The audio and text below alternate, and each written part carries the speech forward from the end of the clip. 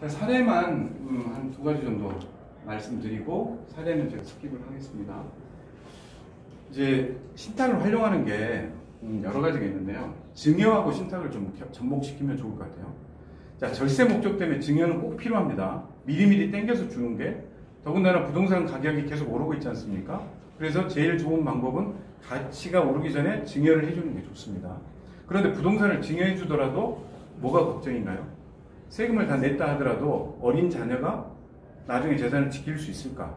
혹은 자녀한테 줬는데 사업하겠다고 또 깨먹지 않을까? 이런 걱정들이 들잖아요. 이걸 신탁의 법리로 또 커버가 됩니다.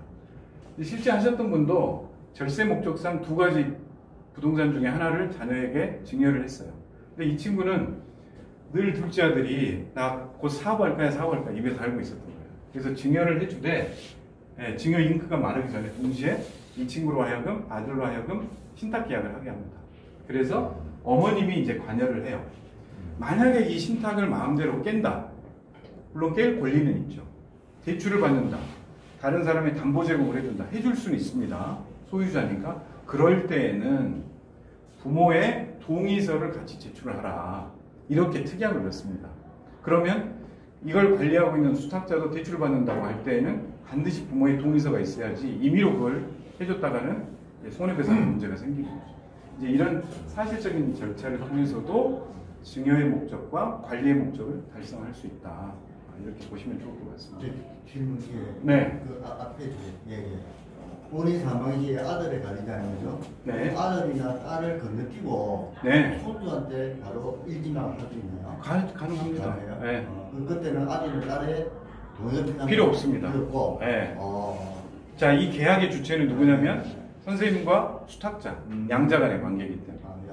네. 그래서 저희가 이제 가끔 그럽니다. 오늘 큰며느리, 큰아들한테 많이 주기로 했는데 큰며느리가 나한테 좀 까칠하다. 얼른 오셔서 변경하십시오. 네, 수익자 변경 가능. 얼마든지. 네. 네, 그 다음에 이제 우리가 고민하는 게 치매입니다, 치매. 네. 이건 진짜 제가 상담을 정말 작년에 저희가 한 120번 상담을 했던 것 같아요. 경도인지장애 치매 초기 가족들끼리 와서요. 어떤 사람은 부모의 재산이 지켜졌으면 좋겠다. 또 어떤 사람은 야, 미리 나중에 상속 재산인데 내가 지금 사업이 어려울 때 돈을 좀 빼야 되지 않냐. 이런 갈등이 부딪혀서 옵니다. 대부분 이제 오시기까지는 그래도 재산이 부모를 위해서 지켜져야 되지 않느냐라고 오시는데 어떻게 저희가 관리를 하냐면요. 치매 초기가 왔어요. 치매 초기. 자, 근데 치매 초기 온 상태에서 은행에 가시면은요. 은행원들이 저도 예전에 참고해서 그랬는데 약간 이게 정상이 아닌 것 같다. 이러면은 이제 법률적으로 거래하는 걸 약간 거부합니다. 당연하겠죠. 이게 정상적인 인지 능력이 있느냐를 내가 판단을 못하니까. 그렇죠? 자, 그렇다고 이분이 치매가 왔다 그래서 항상 인지 능력이 제로입니까? 그게 아니잖아요. 90%의 인지 능력이 있을 수도 있고 50%도 있을 수 있고 다양하지 않습니까? 이제 그런 부분을 저희가 관리할 필요가 좀 있다 생각이 듭니다. 그래서 이게 이제 저희가 2013년도에 처음으로 후견제도 시행되기 전에 이제 계약을 했던 건데요. 어머님이 자녀가 둘입니다. 근데 큰아들이 사업을 하는데요. 부모 돈, 아파트 판 돈 뺏으려고 하는 거예요. 나중에 이제 해외에 있던 딸이 와서 알게 된 겁니다. 그래서 이게 오빠 이렇게 마음대로 쓰지 말고 관리를 해야 되지 않겠느냐 해서 그 딸이 직접, 딸 부부가 직접 전화가 와서 저희가 이제 계약을 했던 건데 제일 문제는 뭐였냐면 어머님의 치매 초기 상태를 어떻게 우리가 극복할 거냐 이거였습니다. 어떻게 했냐면 그 요양원에 계셨는데 요양원에 계신 의사 선생님한테 인지 능력에 대한 소견서를 부탁을 했어요. 네, 그래서 이분이 본인의 재산이 나를 위해서 쓰여질 수 있도록 관리하다가 사후에 자녀들에게 주는 것에 대해서는 인지 능력이 있다. 이 정도면 가능하다라는 의사소견서를 써주십니다. 그래서 그 첫 케이스로 인해서 저희가 이제 신탁 계약에 치매 걸리신 분들도 관리를 하고 있어요. 모든 분들이 다 할 수 있느냐? 그렇지 않습니다. 네, 어느 정도는 치매 중증은 넘어가지 않아야 됩니다. 그리고 의사 선생님의 그런 소견서 정도는 나와야죠. 네, 이렇게 이제 관리를 하고 있고요. 제가 이제 이 어머님 2012년도부터 해가지고 2013년 초에 했는데 용인에 있는 요양병원에 갔는데 이제 저도 설명을 좀 드려야 되잖아요. 근데 이 어머님이 교회를 다니셨나 봐요. 젊으실 때. 그래가지고 저를 보더니 제가 무슨 이게 집사로 보였는지 계속 이 찬송가 메들리를 한 40분 하십니다. 저도 설명을 해야 되는데 설명을 못하고 40분 동안 계속 하다가 이제 의사 선생님하고 같이 설명드리고 받았던 기억이 납니다. 지금도 관리를 하고 있고요. 어떻게 하냐면 일반적인 생활비를 저희가 드립니다. 계좌로. 그러면 관리하는 사람이 돈을 후견인이 됐든 딸이 됐든 이제 돈을 빼서 이제 지불을 하고요. 그 외에 또 의료비가 들잖아요. 병원 수술을 할 수도 있고 또 뭐 간병비도 또 따로 줘야 되잖아요. 그럼 이 딸이나 며느리가 신청만 하지 우리가 직접 그 간병인 의료비를 직접 지급을 합니다. 그러니까 은행이라는 데가 과거에는 통장하고 비밀번호 맞으면 지급을 했는데 조금 더 관여를 하는 거죠. 실생활에 들어가기 시작을 하는 겁니다. 근데 이제 이걸 모든 영업점에서 다 할 수는 없고요. 모든 영업점에서 할 수는 없고 저희가 이제 거점화해서 진행을 하고 있습니다. 자, 이제 신탁에 대해서 이제 부동산 쪽하고 조금 쉬었다가 제가 성내모변 말씀을 좀 드릴게요. 부동산을 관리를 저희가 해드리고 있어요. 가지고 계시는 부동산이 있다면 저희가 신축도 해드리고 관리도 해드립니다. 어떤 분이냐면 역삼동에 계시는 분인데 건물 3층짜리였습니다. 그래서 한 900만 원 정도 월 임료가 나올 때 저희한테 맡기셨어요. 그래서 저희가 잘 관리를 했는데 그래도 한 1,500 정도까지밖에 이제 못 올렸거든요. 이제 이렇게 되면 재산의 토지값 대비해서 수익률이라는 게 1%밖에 안 됩니다. 이 땅은 한 160평 정도 됐거든요. 그래서 이걸 어떻게 해야 되냐. 그래서 저희가 이제 같이 신축을 해보자고 합니다. 저희가 기존에 했던 일은 뭐냐면 임차인들하고 서로 임차 계약도 하고 그 임차인들로부터 돈도 받고 임차인이 연체를 하면 은행에서 그분을 위해서 이렇게 독촉도 하고 뭐 이렇습니다. 그런데 이제 새로 지어보자 해가지고 저희가 이제 시설에 대한 부분 제휴를 해서 설계, 시공 이런 걸 해가지고 이렇게 신축도 하고요. 그 다음에 이렇게 건물이 낡은 건물도 이렇게 이제 리모델링도 해서 자산관리 지원을 해드리고 있습니다. 이게 공력은 굉장히 많이 들어갑니다, 사실. 적지 않은 신경을 써야 되고 저희도 부담이 되지만 필요하다면 저희도 제휴된 설계사무소, 신축하는 시공사들하고 같이 진행을 좀 하고 있습니다. 제가 이 부분만 이제 좀 말씀을 드리고 잠깐 좀 쉬도록 하겠습니다. 자, 지금까지는 내가 가지고 있는 모든 재산에 대해서 상속할 수 있는 방법에 대해서 이야기를 했습니다. 그런데 어떻게 모든 사람들이 다 제대로 다 유언장 쓰고 준비하겠습니까? 일본도 아까 보시면 22, 3% 정도 쓴다고 이제 나와 있는데요. 자, 일반적으로 이제 사람이 사망하면 어떻습니까? 부모님이 가지고 계시는 돌아가신 분의 예금이나 재산을 조회하는 방법이 있죠. 안심상속 원스톱 서비스를 구청에서 혹은 뭐 동사무소에서 다 이제 조회를 하게 되죠.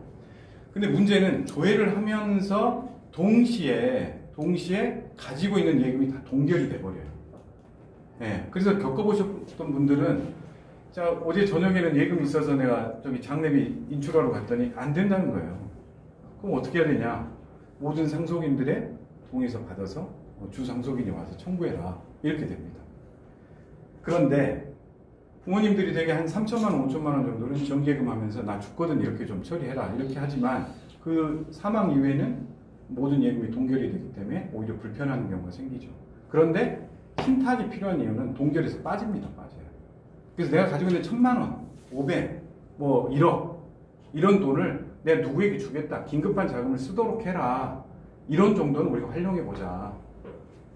그러면 내가 사후에 필요한 이런 돈들, 병원비, 뭐 간병비 이런 것들 남한테 패키치지 않고 바로 그 돈을 가지고 내 옆에 있는 사람이 친구가 됐든 내 가족이 됐든 이런 돈들을 지급할 수 있지 않겠냐. 이제 이런 의도입니다. 그래서 이제 저희가 우리 생활금융이라고 저희는 이제 하는데요. 사후에 누구에게 주느냐에 따라서 이렇게 라인업을 쭉 하고 있습니다. 외국인들 우리 근로자들 엄청 많거든요. 외국인 근로자들 내 친구에게 주겠다, 본국에 있는 누구에게 주겠다 이런 것도 신탁이 가능합니다. 그리고 여기 보시는 것처럼 49제 지내는 것도요 절을 지정을 합니다. 그러면 저희가 그 절로 이제 드리기도 하고 원불교, 미사예물은 금방 아시겠지만 이제 성당에도 할 수 있도록 다양하게 우리 생활 속에서 신탁이 설명되고 있습니다.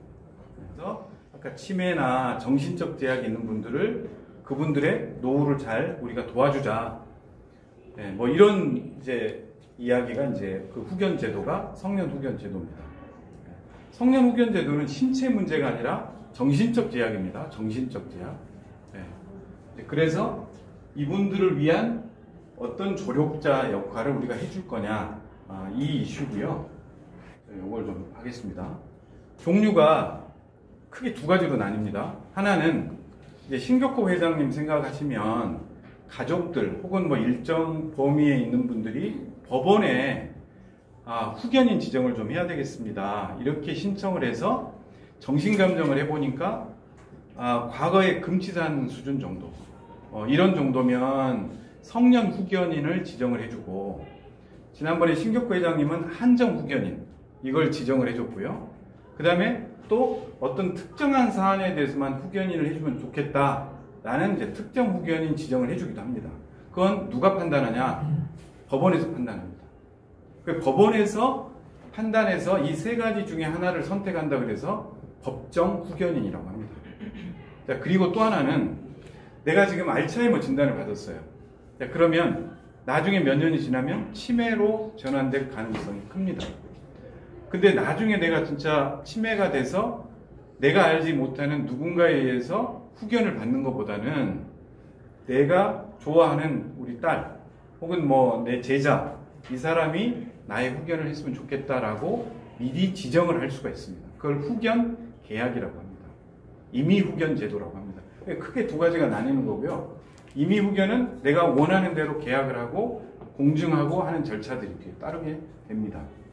그래서 이 내용들을 뭐 일일이 다 아실 필요보다는 만약에 이제 우리 가정에 그런 후견 업무가 필요하다라고 하면 그 후견 업무를 진행해주는 이제 전문가분들이 계세요. 우리 법에서는 이제 그 전문 후견인의 이제 변호사, 그다음에 법무사, 사회복지사, 세무사 이렇게 이제 직종을 정해놓고 있고 각 그 직군별로 그분들이 전문 후견 법인도 만들었고 과거에 이제 개인만 할 수 있던 후견 업무를 후견 법인들이 만들어져서 다양하게 이제 진행들을 해드립니다.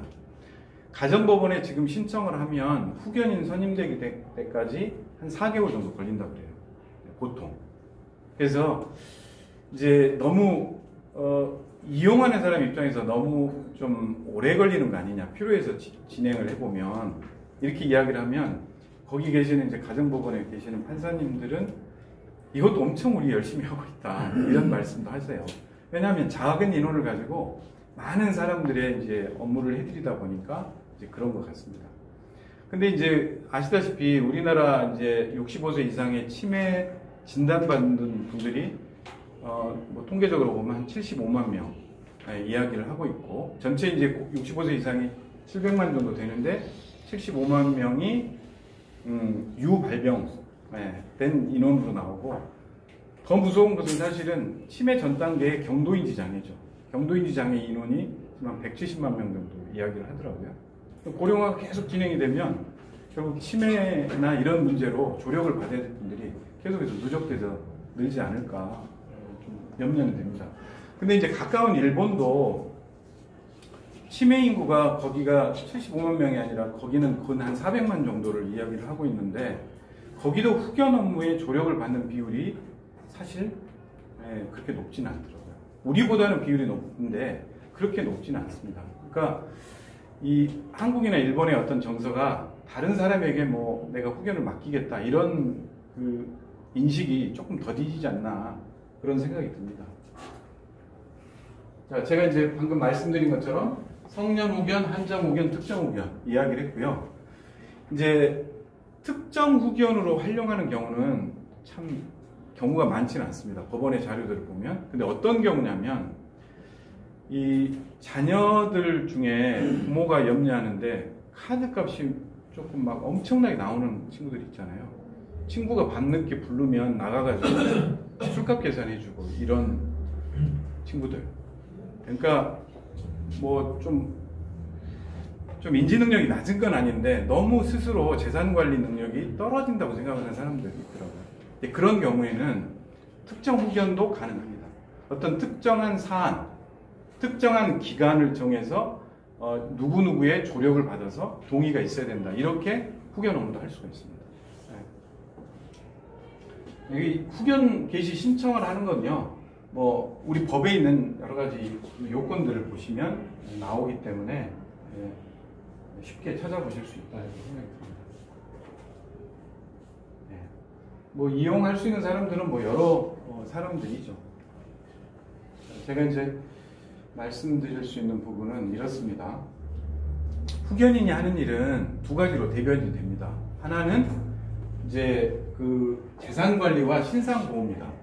예를 들어서 피후견인이 치매 걸리신 어르신이 병원을 옮겨야 된다든지, 뭐 누군가의 뭐 주거를 옮겨야 된다든지, 어디로 옮겨야 된다든지 이런 것에 대한 판단, 이런 신상 보호하고요, 재산을 관리해주는 문제, 이 문제를 같이 하고 있죠. 자, 그런데 후견인이 될 수 있는 자격이 있는 분들이 있습니다. 아까 말씀드린 것처럼 개인도 후견인이 될 수 있어요. 개인도. 그리고 법인도 후견인이 될 수 있습니다. 그래서 일본도 결국 전문가분들이 계속 시간이 없고 다른 일을 해야 되다 보니까 시민후견, 공공후견 이런 모습으로 계속해서 콜라보가 되는, 협업이 되는 그런 것도 생각해 볼 수 있지 않나. 신탁과 관련된 부분 사례로만 조금 말씀을 드리도록 하겠습니다. 그 신탁 사례를 말씀드리기 전에 이제 우리가 2013년 7월부터 지금까지 후견이 쭉 진행이 되어 왔거든요. 근데 보시면 후견을 맡는 사람이 대부분 누구냐면 친족입니다. 친족. 이 전체 비율을 보면 한 90% 정도 돼요. 90%. 근데 이제 일본은요, 한 60% 이상이, 일본도 초기에는 친족들이 많이 했거든요. 근데 이제 친족에 의한 문제들이 발생이 되다 보니까 자금을 뭐 유용하고 섞어지고 이런 문제가 생기다 보니까 가급적 객관적인 제3자, 전문 후견인이나 후견법인에 의뢰하는 경우가 많이 있습니다. 그게 법원에서 그렇게 판단을 내려주는 거예요. 우리도 아직까지는 친족 후견인이 많지만 객관적인 제3자에 의한 후견이 조금씩 늘고 있는 그런 상황입니다. 자, 이제 신탁 부분 좀 말씀을 드리는데요. 일본 사례입니다. 일본. 그 신탁이 왜 나왔냐면, 우리가 성년후견 제도가 2013년도에 시행이 됐습니다. 근데 일본은 언제 시행이 됐냐면 2000년도부터 후견 제도가 시행이 됐습니다. 일본도 우리하고 똑같았어요. 후견이 진행이 되면서 친족들에 의한 자금 유용 사고가 끊이지 않았습니다. 그래서 법원에서도 뭔가 개인에 의한 후견 문제가, 자금 유용 문제가 생기니까 후견 법인에 이제 자금들을 많이 맡겼죠. 후견을 맡기기 시작했습니다. 그런데 2011년도에 큰 사고가 터집니다. 변호사 조직에 이제 후견 법인에 맡겼더니 거기에 대표인, 후견 법인의 대표인 변호사가 약 3억 엔 정도를 유용하는 사고가 터집니다. 그래서 이제 일본 대법원에서도 이건 사회적으로 큰 문제다 해가지고 메이저 주요 이제 4개의 신탁은행을 부릅니다. 신탁은행을 불러서 일정 금액 이상은 무조건 신탁하도록 할 테니 신탁 상품을 만들어라 해서 나온 게 성년후견 지원 신탁이 나온 겁니다. 저희도 이게 이제 성년후견 지원 신탁이 나온 게 저희도 서울가정법원과 같이 협업을 해서 그런 유용의 문제를 막아보자 이렇게 한 거고요. 지금 일본 같은 경우 보면 전체 자산 중에 치매 환자가 가지고 있는 재산의 비율이 금융자산이 7.2%입니다. 적지 않습니다. 그리고 그 금액이 200조 엔 정도 됩니다. 200조 엔. 네, 적지 않아요. 나중에는 10% 이상 간다고 보는데 이 200조 엔 자체가 다른 책들을 뭐 다른 기회가 있을 때 이제 들어보시면 그 연금을 받거나 예금을 받으면 어떤 사례는 초기 받은 날 주변에서 잔치가 열리고 동네 사람들이 다 모여서 그 돈을 다 탕진하게끔 만드는 그런 사례들도 있습니다. 그리고 나중에 이제 구청에서 그 사회복지사분이 거기를 방문해 보면 나머지 한 15일 정도는 그분이 계속 굶고 있는 거예요. 그러니까 돈들을 주변 사람들이 유용하는 그런 사고들도 많이 있죠. 이 200조엔을 어떻게 할 거냐. 이제 우리도 이런 문제가 생기는 거예요. 자, 그래서 이제 신탁을 어떻게 해야만 하는지 그 사례만 제가 설명드리고 마무리 좀 할게요. 네, 저희도 2016년도에 가정법원하고 같이 협업을 해서 2017년도에 첫 심판 사례가 나왔습니다. 어떤 경우냐면 사남매 중 막내 아들인데요. 40대 후반 남자입니다.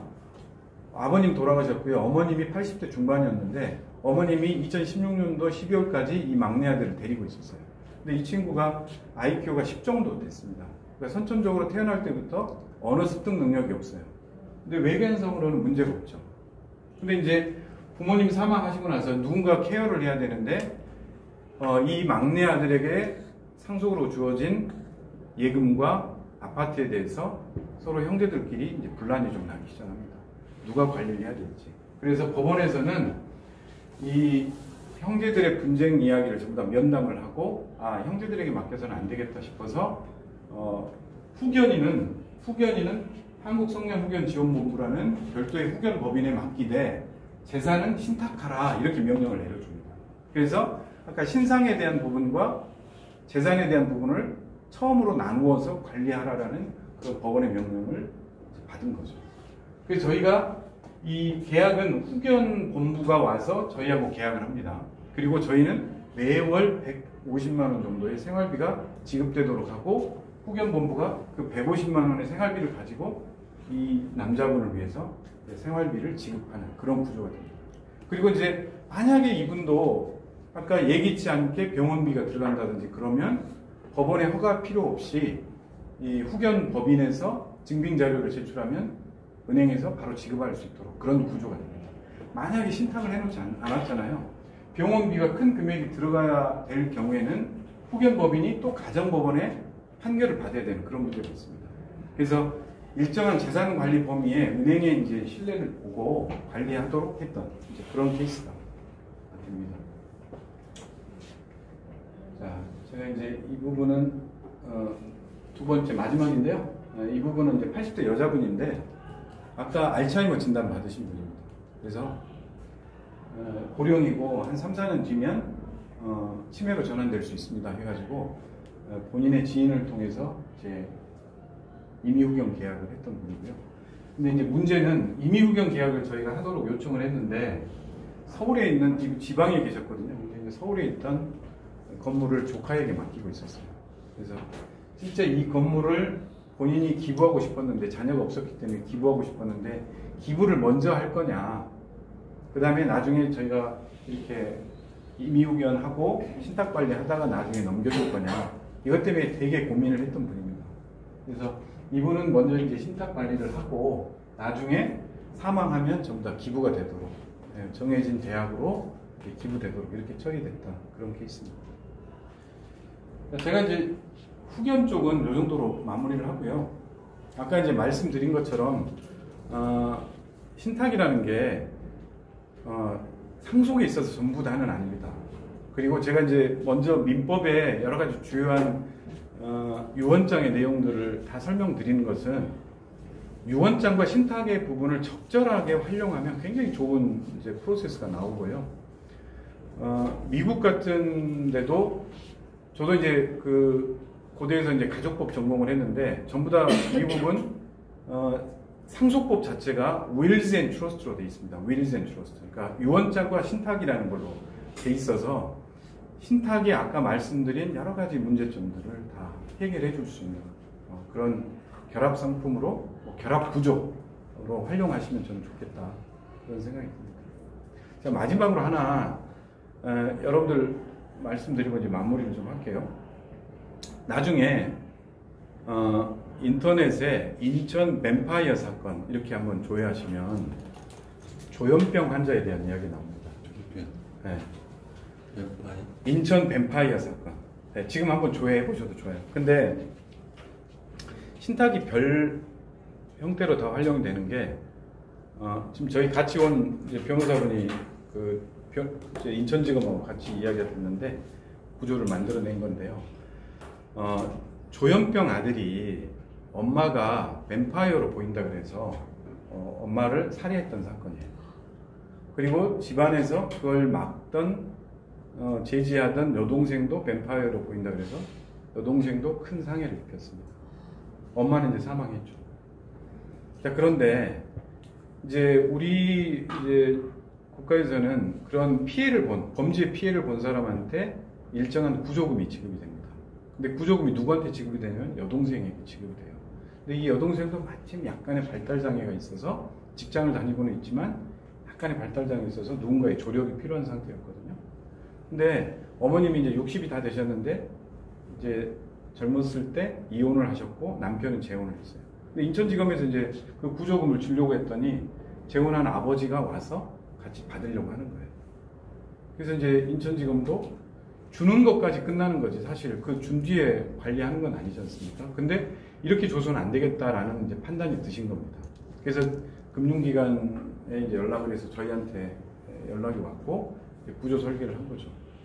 뭔가 돈이 지급이 되더라도 이 사람이 생활비라든지 안전하게 지켜줄 수 있는 방법이 있었으면 좋겠다 해가지고 저희가 후견 전문 법인, 고무법인 율촌에서 만든 온율이라는 데고 같이 결합을 해서 이 재산을 관리하는 신탁을 했습니다. 그리고 인천지검에서도 과감하게 이 돈이 지급되려면 신탁을 해라라고 명령을 딱 내렸어요. 그래서 나중에 시행령에도 신탁이라든지 여러 가지 지급 방법에 대해서도 반영이 될 수 있는 근거가 됐다.